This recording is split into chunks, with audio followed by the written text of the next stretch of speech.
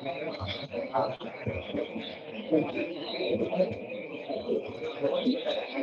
afternoon, everyone. Oh, thank you, whoever said that back, by the way. Thank you. Okay, thank you, everyone. I hope you had a great morning. You got outside and enjoyed the sun a bit. It's a lovely Sunday afternoon.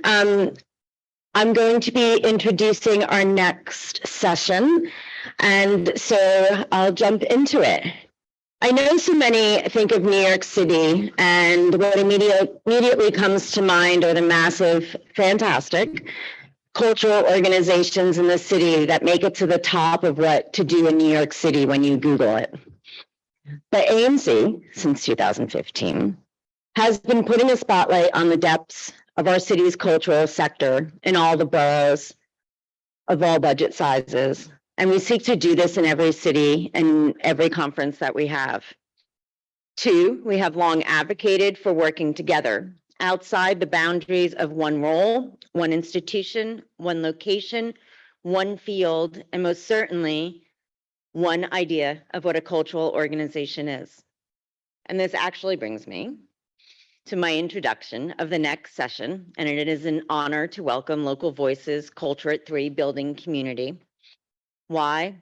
Because those you're about to meet have championed in New York City the cultural sector in all its forms as a community, and importantly, created a community for it. I think we can all remember 2020 and all the months that have gotten us to today. Well, in New York City, for cultural workers, we had Culture at 3. And 3 p.m. meant a time, and we still do, by the way, meant a time to get on a Zoom with colleagues across the city and the sector, not just the visual arts, and not just the small organizations, not just the big organizations, but all organizations to talk, to share, to learn, to cry, and that did happen, and laugh and help and support. I believe in community. I believe we can all learn from each other, which is why I am so happy to together hear from the leaders and creators and the soul of the group. I am pleased to welcome to the stage in 1 minute as they gather, Taryn, Sade, and Lucy to discuss the history, impact, and learnings from this initiative and how it can serve as a model for developing new ways to build community and connectivity in the cultural sector as a whole. Thank you. And thank you, ladies.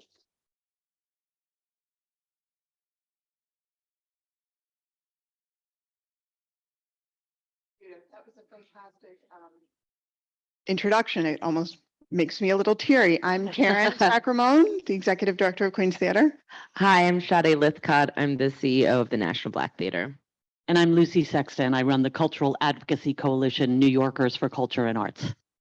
As anybody who has participated in Culture at 3 knows, we're not terribly structured when we are in conversation with other cultural leaders. So we do want to have a robust Q&A session. But first wanted to give like a little overview of Culture at 3.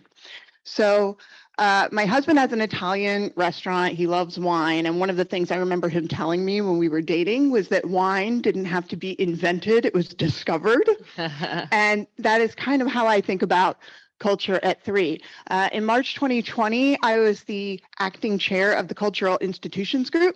If anybody's not familiar, it's a diverse coalition of 34 cultural institutions across the 5 boroughs. The oldest one is the American Museum of Natural History. The most recent one is Weeksville Heritage Center. So within the coalition, there are zoos and museums and performing arts organizations. And March 10th, we all got on a call because COVID was coming to the city to talk about what our institutions were experiencing. And those first calls, the 10th and the 11th, were like, where are you getting your hand sanitizer? Are you changing your lobby signage? I mean, really, every day we just had no idea how it was going to unfold. And by the end of that week, it was clear that we needed to check in with each other every day. But more than that, we were all shut down at that point.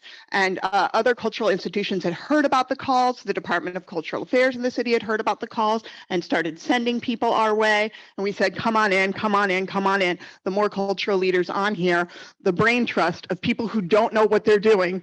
Let's have a really large group of people who don't know what they're doing. Then we'll be able to kind of on the day-to-day, figure these things out. So the list grew really rapidly. It started as literally a call. So we were on a conference call, not a Zoom. And we realized how big it was getting because everybody felt the need to introduce themselves on the conference call, calling in from the New York Hall of Science, calling in from Snug Harbor. And once it got to be like 60, 70 people, we were like, you can't be doing that. Government folks were joining and giving us updates and also collecting our questions. So it became really a dialogue. There were no agendas because we didn't know what the world was going to look like when we woke up in the morning, much less have an agenda. And even the idea of setting an agenda suggests that someone knows what the conversation should be about. And, this was also unprecedented. We had no idea. So everybody could unmute, raise a question, share an answer. And the first 18 days were literally every day. And somewhere in there, people started to share not just what they were concerned about, and the concerns with the diversity of the people on the call were, incredibly diverse. I mean, I remember, how am I going to, if we're shut down and it's shelter in place, I'm from a living museum, how are we going to feed our animals? We're saying, how are they going to feed their animals? The dance studios, you're realizing what everybody else in the sector is dealing with that you may not have been aware of or thinking about. So it grew and grew and grew to hundreds of people. And I realized a couple of things. One, we needed working groups. On some level, we need some people to have there were recurrent topics, and some people had particular interest in insurance or what are the relief funding opportunities. And I put a survey out to everybody saying, would you be willing to be in a working group? Would you be willing to lead a working group? BAM is doing the spreadsheets for that. WCS is running the Zoom. It was like everybody was pitching in. Something like 85 cultural leaders were like, I'm in, put me to work. And then we would have working groups calling in. So as much as it grew, the conversation still stayed very vulnerable. And so the number of people on the call wasn't inhibiting. The tone of it was, we're not going to get anywhere unless the people joining are vulnerable. You have to admit what you don't know. And in that experience, and you also have to give yourself credit. So every day, you may be the person with the question, or you may be the person with the answer. There was a dance studio that unmuted one day that just sort of illustrated this, who said, I'm doing a recital for my students, and I'm going to have to do it online. I just saw the Met Opera put out this short video, and it was like really cool. And I wonder how they did that. And I was able to say, Met Opera, how did you do that? And the Met Opera unmuted and said that was actually Skype and affordable. You would be able to do that. So sometimes you were the person with the question, sometimes you were the person with the answer. So as it evolved, I gave it the name Culture at 3 rather than the Culture COVID Daily Task Force Check-in or like something like that, because I was seeing how powerful it was, having everybody come together in this generosity of spirit and how empowering it was to be of service to each other. Right? When you wake up and you have to furlough your staff members, you have no idea what's going on, but you can be of service. There's something about that that helps move it along. So that's why I called it Culture at 3. And another, real key moment was moving to a co-leadership model. And again, Sade, Lythcott, and Lucy Sexton were my wine. I mean, this was a discovery, not an invention. It was an acknowledgement of what was already happening. Both of them had become such strong, important voices in the space. And the other thing that I loved about both of them is that they saw the value that I was seeing of not fitting it into another model, not having it be hierarchical. There are voices going, you're really onto something here, Taryn. You should have agendas. You should turn this into a webinar format where some people talk and other people aren't allowed to talk. You should form an organization and have a mission and have a, so the pull of old models was very strong, where Lucy and Sade were two people who said, no, we're on to something different and it's working. And then that's how we got to be. So then with that, I'll pass the mic. I don't have to. We have 3 mics here. But it's a kind of metaphorical pass. Hi, everyone. Welcome to your first day of the convening. We're like in person, like shoulder to shoulder. That feels very exciting and not in a Zoom box, which Culture at 3 currently still is. Yes, the model moved to a co-leadership pretty early on in the spring of 2020. I think the thing that's important to know is that Culture at 3 did have a rule. And the one rule to Culture at 3 is that please stay muted. Unless you want to speak, and then you can unmute, which seems like such a basic concept. But anyone who's been on a Zoom for the last 3 years, you know, like the mute, unmute, background noise actually is a huge distractor. But the thing about Culture at 3 was there's such a reverence and respect that, you know, we would get the mayor, we would get commissioners, and one of the things that people would always notice, like, wow, it is such a quiet space of like respect. So the one rule of Culture at 3 was please stay muted. And 3 years later, we still meet, and it is still like this gathering of cultural leaders who more than just understand, like more than just tuning in because it's on their schedule, really are searching and offering creative solutions of how to rebuild our city. When we came on as co-leaders, you know, in the weeks that we came on, George Floyd was murdered, and that was on the heels of Breonna Taylor and Ahmaud Arbery. And so it really became a safe haven and a sanctuary for all that we as one community were navigating. And the thing that's been so interesting is like, you know, the cultural sector, we speak about it as a sector, but we understand that museums have their thing, and living museums are like, first of all, that concept of a zoo being a living museum, like I really absorbed that through Culture at 3 when they were like, we're a living museum. And then of course, dance studios, performing arts, and we all advocate for our very particular, you know, craft or community. But in the unknowingness, in the darkness of what 2020 was, it was, to Taryn's point, this vulnerability that allowed all of us to say, we're more powerful together, that our common denominator is really how we serve our artists, our communities, and that if we're going to get through all of this, all of the pandemics, we would have to get through it together. And the thing that became the most powerful is that we refused, as Taryn said, to define it as anything other than the most democratic space where anybody could raise their virtual hand or unmute, that's the same thing, and ask a question or have the solution. And do you know who needed it the most? Government, which was the wildest thing. So what was created was really this powerful point of access, unprecedented access. Funders from the funding, all over the funding community, started to tune in because what they understood was this was a grassroots daily pulse check on what was needed. And in the same way, cultural leaders tuned in because if you turned on New York One or you read the Times or any newspaper, you were always a few steps behind what was actually happening in your community. And so our friends in government actually became our friends in government and started shaping concept, started shaping policy around the conversations that were happening on the call. When folks had bills that they were thinking about introducing, they would pitch them first. So as many of you may know, during the pandemic, the city became an open city, right? It started with open restaurants, followed by open streets. And here we were, you know, we were banned from our venues. Museums were the first to open. That created a very controversial conversation around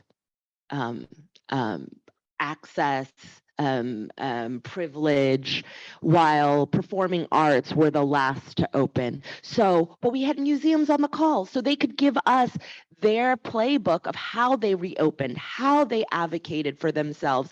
And we were able to say, hey, you know, if it is unsafe for us to open our doors, can we perform and rehearse on the streets?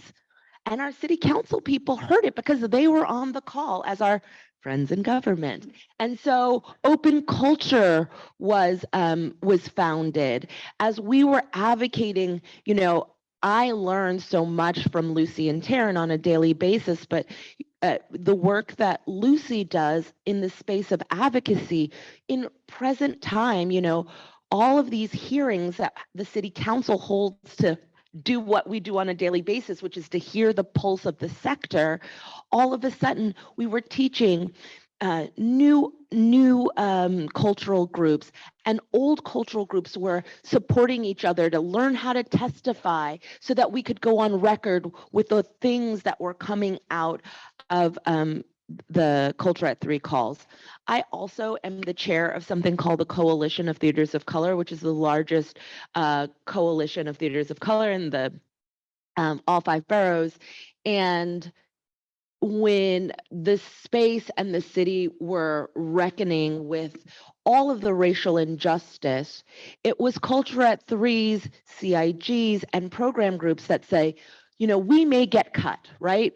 No one has any earned revenue coming in, but the city has an obligation to still be this like city on a hill on high. And if we could lend our voices not only to the advocacy of how we build back better, we also want to lend our voice as one community to racial injustice. And so these hearings became, you know, everyone from the Met Museum to the Bronx Zoo, you know, unmuting or fashioning testimony to say, we know we're going to take an economic hit, but if there's one thing that needs to be preserved, it's the Coalition of Theaters of Color, because they are more than just cultural institution. They're human service organizations in the deepest communities of every borough that are the most impacted by both COVID and the disproportionate racial injustice. And so it just became this space that when we saw how SVOGs, the shuttered venues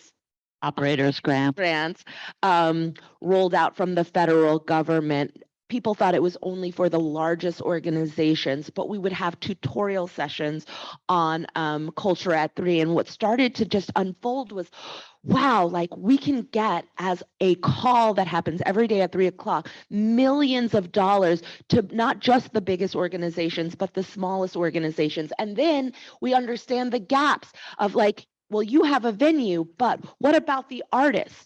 So the commissioner of DCLA coming on at the time, Gonzalo Casals, working with our community to start fashioning the New York City Artist Corps. Thank you, Lucy. City Artist Corps, which was like the first kind of closest thing we had to a WPA program, getting immediate grants to individual artists throughout the 5 boroughs that Taryn helped to spearhead, a working group called the Cultural Solidarity Fund. I'm about to hand it over, Lucy. Formed as a working group to say it's not about it's about the micro grants to not just artists but cultural workers who are gig workers who are falling through the cracks. And that working group turned into a mutual aid cultural solidarity fund that we were able to support them to raise over $1 million in micro $500 grants to BIPOC artists across the city, cultural workers, I should say, across the city. So what we could see is just by creating a safe space, and on Wednesdays we had Wellness Wednesdays because, as all of you may know, the burnout was so real, and we wanted to remind each other as a community why we got into this wild world of culture in the first place, where we could take take a deep breath together, where we could meditate together, but mostly we could listen to a piece of art together and just remind ourselves about like the beauty and the impact of our culture, of our community. And so it was a space that continues to have deep impact because we come on now 3 days a week, 2 days a week with a third call that Lucy also runs, to be deep listeners. And the power of deep listening creates active participation, and active participation literally can change the world. Thank you, Sade. I'm going to say a few things, but I want to say that we are open to questions and comments and conversations. And so there's 2 microphones. So if folks want to start thinking of what you want to ask, I'm just going to say a couple of short things, and then we'd love to have some conversation with everybody here, because you are a room full of cultural leaders, and that's what we like to do. So yeah, I mean, I think the amazing things that we learned, both have been detailed by Taryn and Sade, but is just the power of coming together. I think it's really crucial that it happens every day, and that we continue to have it happen 3 days a week, right? Because something is just there. People don't come every time. The email list goes out to about 1,200 people, and about 40 or 50 come on any given day. Now, at the beginning, it was several hundred, and then it went down to about 100, and now we're down to 40 or 50. And some people say, like, go for it, baby. Be right back. Not sick. Everybody be cool. Not sick. Just have asthma. So I'll be right back. Go for it, Taryn. But now we're down to 40 or 50. I'm like, when is the last time you organized a Zoom for 40 or 50 people without doing it months in advance? The fact that it's there and people can come when they want and come when they need something, or come when the email that goes out at 2 says, oh, the commissioner is going to be there today. Oh, I'll make sure I sign in today because I want to hear from them, or I want to hear that topic, or I want to hear somebody talk about collaborative fundraising. The working groups that Sade talked about, they are still going to this day, working on subjects that will help the whole field. And I think, you're all in the cultural field. One of the things that we can always experience is how isolated we are, right? You're so busy running your organization and raising money for your organization and dealing with your organization that we work in these silos. And the great thing about Zoom, I love being in person, but the great thing about having it be on Zoom is that people can just click it on their desktop at 3 o'clock. Maybe they're just listening to it like a podcast, but they can participate every day. They don't have to travel and make the effort. So it also was a completely democratizing space, right? You talked about the wine, but yeah, leaders rose, right? So somebody running a dance studio out on Coney Island, who I would never have met, we wouldn't have even known, all of a sudden you go, oh, that's an amazing cultural leader who should be telling us all what to do for this next city council hearing, which she does. So it's, people are revealed once we get to know each other, and getting to know each other. I think that's the other thing, is that when an emergency happens, right, we know each other. We know we can say, oh, shoot, I know who might have an answer about this. Let me get on the call and see if, Caribbean Cultural African Diaspora Institute is doing something about this issue, and maybe I can be part of that. They ran anti-racism working groups anti-racism workshops free for people in the wake of the George Floyd murder. So, things become possible and rise up. And I do think that I was trying to explain earlier and talking to Beverly that, yes, it's politically powerful, right? As an advocate to realize that government needs information. They don't know everything. They don't know how we work. They don't know our working models. They don't know how we run our businesses. So we need to educate them. So creating a space where they could come and get that information is really important. And on the other hand, to be a space and not a group. So it's not a group, so that when we speak for the group, because then that requires everyone to sort of sign in or agree on something. It's a space. You can form a working group and say, we want to work on this special project, which is going to advocate for open culture, which is going to advocate for the Cultural Solidarity Fund. That's fine. But Culture at 3 is still this space. So you don't have to say, I agree with everything to come to the space and get information, to come to the space and unmute when the commissioner's on and say, hey, this is happening for me with the DCLA grants. So everyone has that same, has at least a pathway to be in that conversation. So other thoughts from you all, other questions. I know a lot of folks did Zooms at the beginning, and a lot of those Zooms have gone away. I don't know if anyone wants to share their experience of what it was to be in communication with each other, or what was positive and what was negative about it. I do think that this is one of the things that we need to hold on to as we come out of the pandemic, right? Was talking about funding earlier. Funding happened, like we were funded at this level, which was a relatively low level, and then during the pandemic, we were funded at that level. Plus, we got some relief. You know, it's certainly what happened at New York State level, which we've just finished the New York State budget advocacy. And so this year was our year to say, yeah, don't go back. We can't go back to that low level again. You don't have to call it relief. You did just say, this is what the field needs to be funded as a regular basis. So holding on to some of those things that we had in the pandemic, and I certainly think holding on to calls like this, I see them as relevant today as they were back in the emergency time. Go ahead, Taryn. Yeah, you can sense that I was gonna, I guess. I like it. I can sense when somebody wants to unmute on the thing. Like, I just want to say that, you know, it's been wild to us how many relationships have been built over Zoom, right? How many collaborations, people who didn't know each other. I didn't know these two, you know, prior to Culture at 3, and that you can actually build deep relationships. You can know who you want to connect with. People who both participate in Culture at 3 without direct interaction, reach out to each other to ask for things. And then while it's not an organization with a platform and people sign on, right, it's not a formal advocacy organization, it's a great like precondition to advocacy to have genuine investment in each other's success. And it's one thing to root for the Coalition of Theaters of Color, but it's another thing to root for Sade Lythcott and her colleagues at the Coalition of Theater of Color. You know, you can want to see more funding go to BIPOC-led organizations, or you can want to see more funding go to Andrew Clark at Broad Up Productions or Anna Glass at the Dance Theater of Harlem, and really understand their work, understand who they are, their community, what they're trying to do. And then when you yourself have access, you can speak for them. When you're in a funder meeting, you should say, do you know who this person is? When you're with a government official, do you know about this person's work? So it's not an advocacy organization, but it really arms you with what you need to know to be a good citizen. You just have to buy into the idea that our success really is collective. That's the thing that needs to be bought into for it to work. Yeah, and I would just, by the way, there are 2 mics at the front of the room. So if anybody does have a question, you can either raise your hand, but I think since we're recording it, if you just want to come up to the 2 mics, because we will chat until someone has a question. But we really want to hear from you all. The other thing is, this is going to be like a bold statement, and, you know, but I stand behind it. Calls like Culture at 3 has changed the cultural landscape of New York City.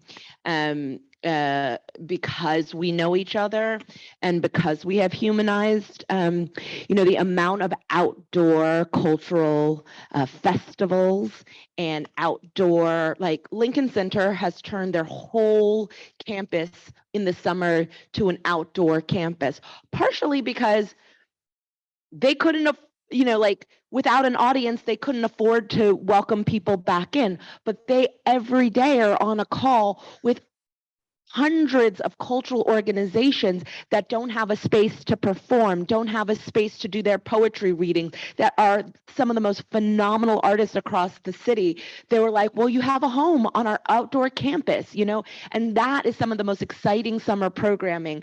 Turnout NYC was a design initiative that came to be with invited guests on Culture at 3 and began to talk to us about, like, what do you all need the most? Well, portable stages that can go to all of the boroughs where people can perform and well, great. And then we can partner with all of these different, so it was really great. The Met museum being able to say, we're going to do these outdoor shows, we're going to do these outdoor concerts, but as a sector, all of a sudden we were each other's family, and we all in some ways became multidisciplinary as a result. A question. Thank you. My question is, your Culture at 3 is New York focused, and a lot of us are not from New York. So I was curious if there's resources in other metropolitan areas? And then I would love if you talked a little bit more about the Wellness Wednesday and what's done internally, because we do talk about sustainability and our workload. And so I'd like to hear more about that. Cool. Can I talk about the container part of it? Yeah. So as I said, when the list was growing and people were finding out about the calls, people wanted to join. And in order for it to be meaningful conversations, there had to be some limit. So we went with people who have leadership roles at New York City, nonprofit, cultural institutions. So we turned away commercial inquiries and vendors. And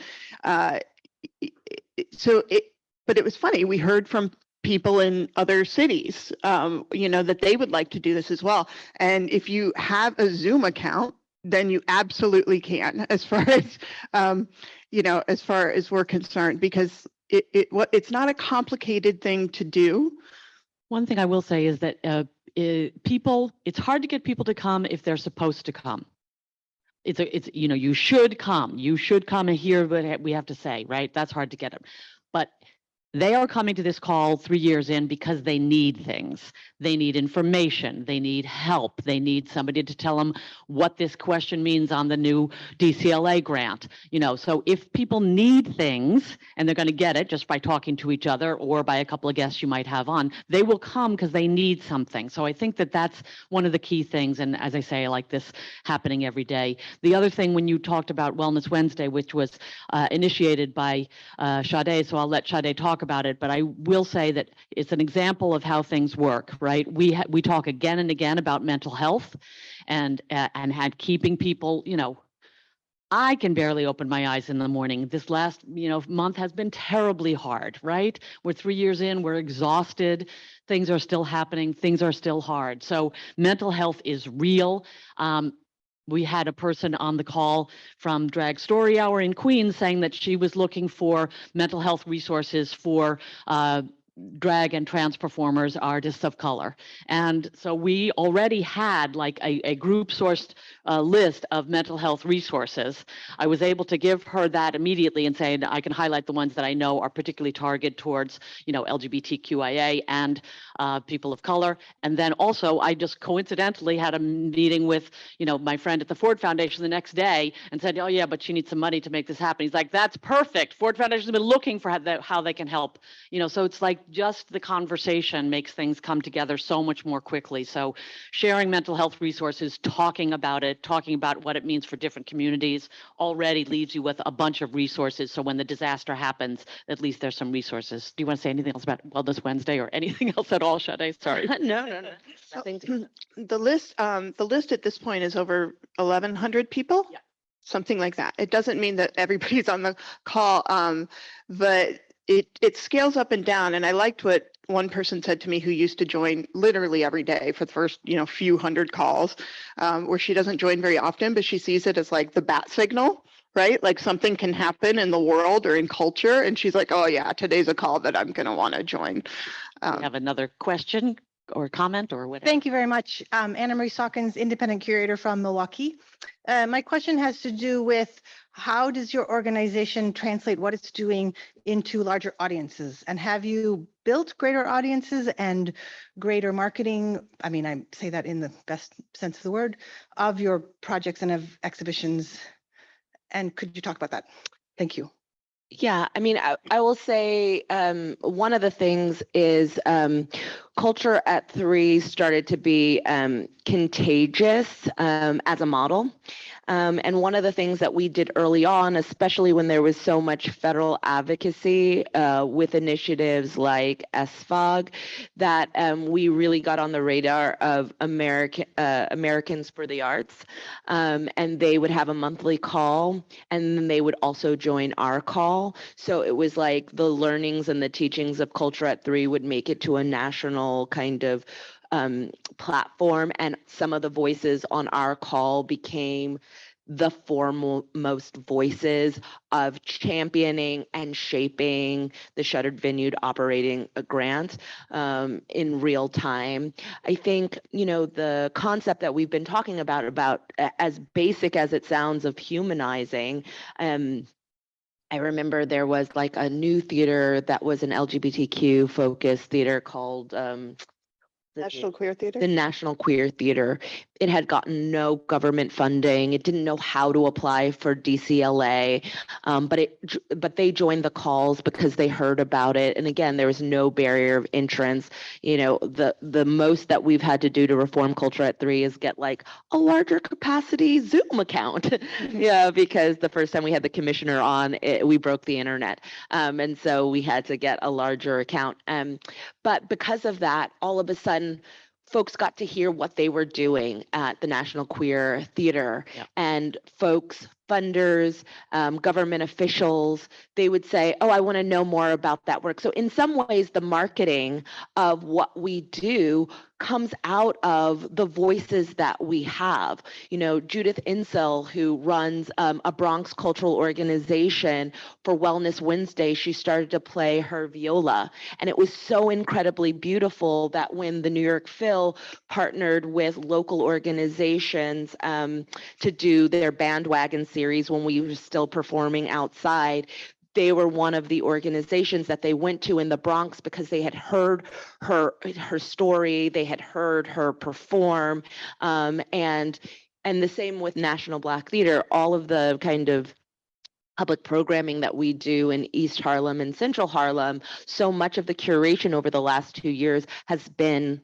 these collaborations of knowing people on Culture at 3. And the last thing I will say, we had an initiative that was really, really powerful called Pass the Mic, where we really challenged larger organizations to use their marketing dollars and their social media platforms to pass the mic to a smaller organization within their community to highlight the great work that they're doing. And even today, that continues to happen.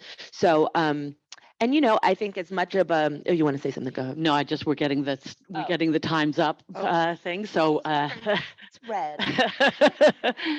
I will end by saying that the National Queer Theater and New York's Culture and Arts, at their leadership, just held a meeting with the LGBTQIA caucus of City Council to ask for emergency grants for trans artists. So the effect of these things still keeps going. Thanks everybody for listening. And Thank you. here's your next panel.